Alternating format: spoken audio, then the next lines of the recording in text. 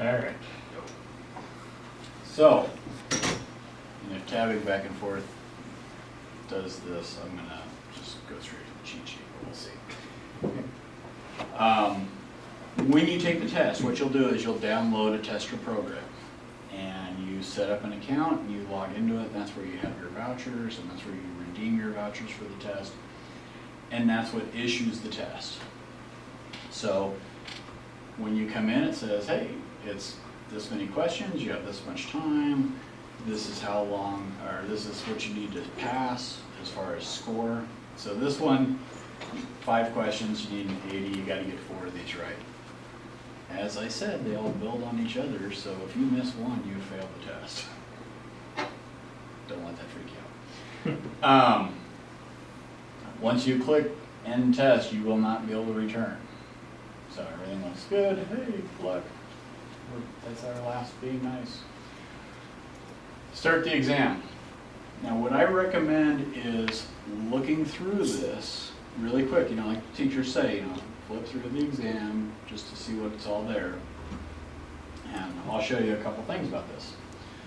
So the first question, here's info on the model, some variables, it gives you drawings, how to build the model, multiple choice. This is the one we want to have it be dead on. This looks identical. These look identical. But we have to key in this value here. And if you look through this, these have changed a little bit. But let's continue on. I just want to take a quick look. Still looks the same. These numbers are radically different. This started out at like 110, now it's 200. But the model still has the same proportions. So they're not giving you any hints here. And measure the mass of the part. What is the mass of the part in grams? Put in the value. Okay. So you can see the first 3 questions all based on that very first model. Question 4. This looks different, but if you look at this picture right here, that looks the same until you click on it. Still looks like the same part, so what we're doing is we're modifying that original part. And they're nice enough to say, note, changes in the initial part are concentrated in AA and BB. Don't count on them to point this out to you. This is also rare. Note, the equation for Y has changed. They probably won't do that. But the nice thing they did was they gave you multiple choice. Got to hit one of these numbers or work the model until you do. Last question, looks the same. Some of the numbers have changed. So after question 5, this is your summary. And so it'll say, okay, here's your basic part, modify it, another basic part, modify it, each one's worth 20 points. It'll let you know if you've answered it or not. From here, you can go back to any question. So if you're not sure, you can jump back to it. As soon as you hit end exam, it gets transmitted and graded. So let's go back to that first one. Now here's where I'm going to read it really close. Unit system, metric, millimeters, grams, second, 2 decimal places, part origin, arbitrary. We can put it wherever we want, which I always like to see. Material, 6061 alloy. Now if you look through SolidWorks materials, there's about 4 variations of 6061. There's the ESS, the SN, the different T6, all of those. If it says 6061, just put that. Density is there for reference if you want to see it. Pretty much that whole family has that density. All holes through all unless shown otherwise. Okay, there's our 2 holes. Use the following parameters, A, B, C, D. So if you remember in this, A is the overall, C is the height, B is the width, there's D. Here's the values. Got some hole wizard holes. ANSI metric counterbore, hex bolt, M10, close fit, and then look at all the values. And I'm going to hit that pretty hard.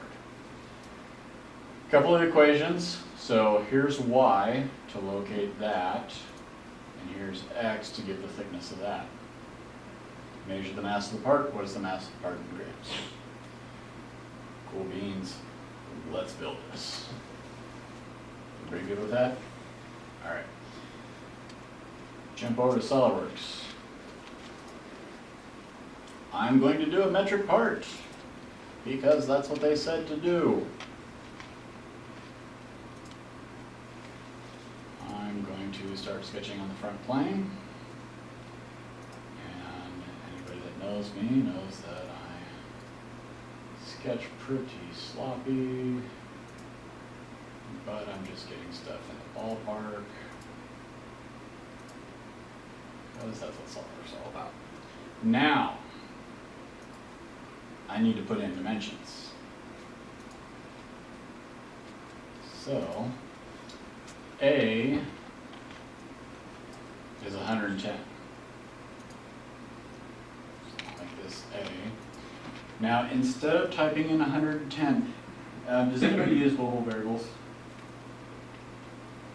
Very rarely. Okay. This might make you a believer. I don't know if you'll ever have to make changes this fast, but embrace them for the test. This is why. Equals A. You'll get this little pop-up here to make it a global variable. So I'll say okay. And then it just wants the value, so it was 110. Okie dokie. Let's go back to this. This is C, and it's 40.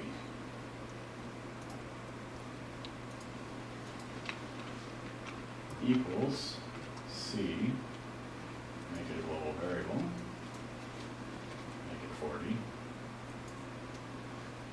This right here, and this just bugs me, should be right there. It's right here. That's a giant no-no. That's D. I'll let him have it. So D is 25.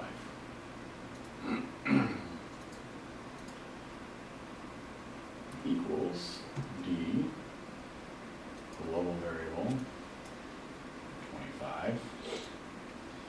And the last thing we have is this height. Now that was an equation. So X, and X is C divided by 3. Now you could go 40 divided by 3, or you can do the smart thing and say equals, and then you can just grab this, divided by 3. So if that global variable ever changes, which is the idea behind that equation, this updates. Fully defined sketch. Every sketch you do on the test should be fully defined. I'm going to extrude it, and this is just force of habit. I'm going to do a mid-plane. The width is B. So I can just come in here, say equals B, make it a global variable. I think it was 65. That sounds like a good number. Let's just double check. B is 65. Awesome. Okay, so if we jump back, we have all of our dimensions controlled by equations. They're all right here. This makes it really easy to check your work, which you should be doing. So we're going to jump back and do the next feature. So I'm going to do these angled cutouts. It's E and it's 30 degrees. You're starting to see why 2 monitors would be a good idea. This is annoying. So, sketch on this plane. Just for fun, I'm going to show something that I don't think a lot of people use or know about. Dynamic mirror, anybody use it? In the past, yeah. I used it. Okay. We were just talking about the mirror feet entities, or is this something else? This is cooler. It's kind of cool. You know, it's one that I rarely ever use. Oh, yeah, I do remember seeing this. So dynamic mirror. As you sketch it, doesn't it? Yeah. Yeah. So it'll show where it's at. Dynamic mirror. Boom. So what you do is you just pick this, and it gives it the symmetry lines. And then I can come in and go la dee da. And so that has all of its symmetry. So if I imagine this 30 and this, not the point, this I believe was E. Make it a global variable, and I think it's 12.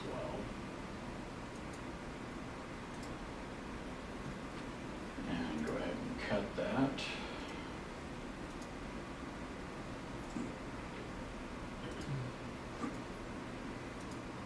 And so we'll check just to be sure.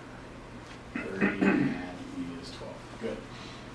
All right, now I should do the chamfer and the fillet, 5 by 45 and radius of 5. So that last cut you made, that's where you're gonna wanna resist using the actual chamfer tool, since they don't have a dimension that way. You could probably do it that way, because you could do the